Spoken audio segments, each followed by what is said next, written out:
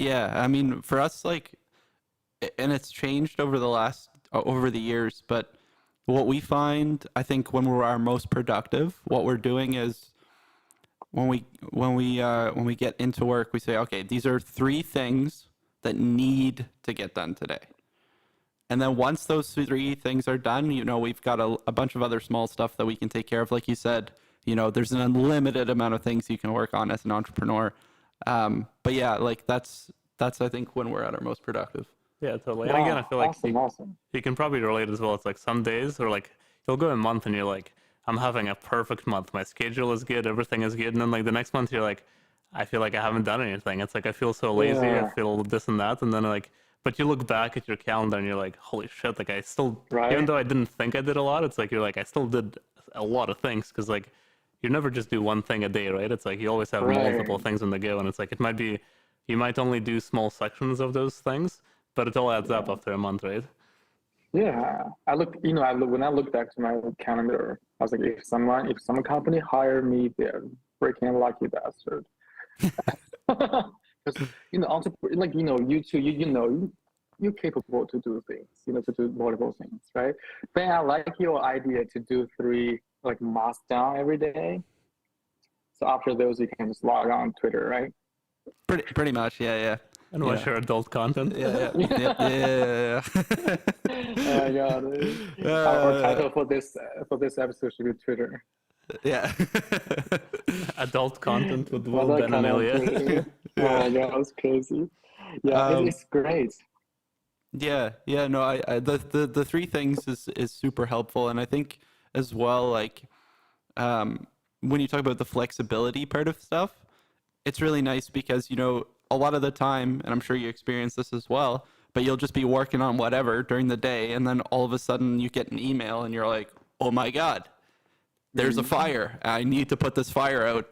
And that's going to be like the rest of the day. And let's say you have, I don't know, you have those tasks scheduled or you have meetings scheduled. I mean, it's those can all be shifted. Something that we learned is like, okay, I have this meeting set. It might be an important meeting, but it's not the end of the world if I push it to next week. Like people aren't going to die. The world's not going to end if I say, "Hey, John." Hopefully. Yeah, hopefully, yeah. Hey, John. You Yes. know, I can't make my meeting today. I have this fire to put out with another client. Like, can we please do this tomorrow? Can we do it next Tuesday? And Mhm. 99% of the time, they're going to be like, no problem. Because I feel like Yeah. everybody Yeah. understands, right? It's like, I feel like if you said, hey, like if we had a meeting scheduled and you're like, hey, sorry, I ended up having some client issues, like, sounds good. It's like, I feel like Yeah. there's like this mutual respect of like, I understand exactly what you're going through right now. Go do whatever you need to do and we'll figure it out later. That's the reason why we postpone our podcast, right? I Yeah, I think think so. so. Yeah. Yeah. I think Yeah. I think I postponed first, and then yeah, and then we're here. Now Yeah, you're here. it's the understanding, in the same industry. Like we understand each other because we are in this industry because we have the same pace, right? Yeah. And when you communicate with the government or the organizations, they're in a very different pace. Like those meetings that I I don't want to postpone. You just Yeah. know, Yeah. No, yeah, you just can't. I totally agree. I think also just to feel like we're at a good point to wrap things up. I was wondering if for anybody who's starting out in the creative space, anybody who's Or maybe in the middle of their, or in the middle of their journey, or like as someone who's got a lot going on and seems very capable. I'm curious, like, what if do you have any advice to people who are, yeah, whether they're at the beginning of their journey or in the middle? give us some will wisdom. Yeah, Well, wisdom, I don't know. I'm don't still go on still Twitter. in the journey. Don't go on Twitter too much. Uh, Make sure you finish three must do first. No, I think look back to my own journey. When oh, how to say that? If you realize you have difficulties, or if you have troubles, if you feel you burned out, if you feel why so hard. I think that's the time you are growing. Like I've never grow or I've never learned from the happy time.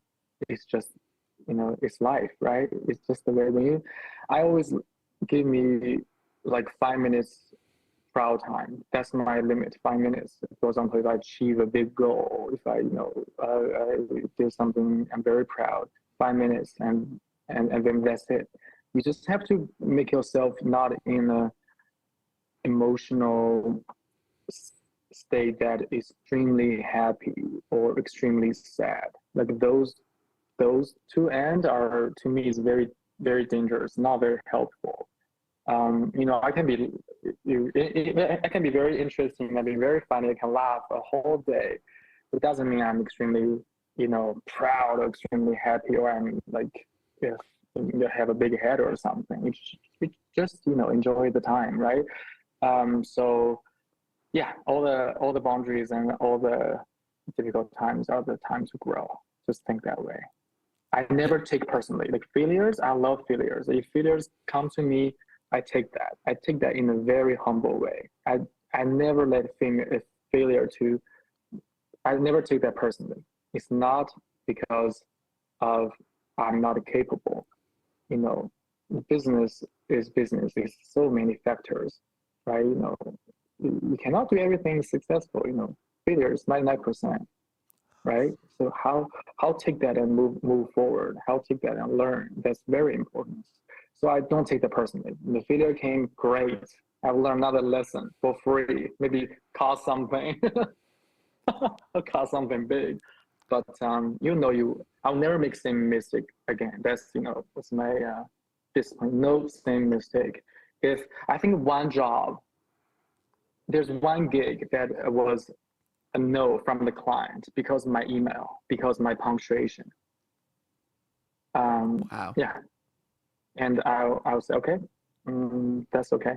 I think I subscribed Grammarly, and I was really hard on myself. Those things. So I just don't want to write a unprofessional email again, because I take that lesson. That's expensive lesson. Right? So I take that, but not personally. I'm not like, oh, I'm so dead. Don't feel that way. We all, anything's hard. If you work for someone, it's hard. You work with someone, it's hard. You provide jobs for other people, it's hard. There's no easy job. There's no perfect world. So just enjoy the time, right? What do you think? Give me some advice that you guys have. Well, actually, it's funny that what your advice was, because I think it was it was a couple months ago, and I don't know if this actually it's a story. Apparently the story is called The Chinese Farmer.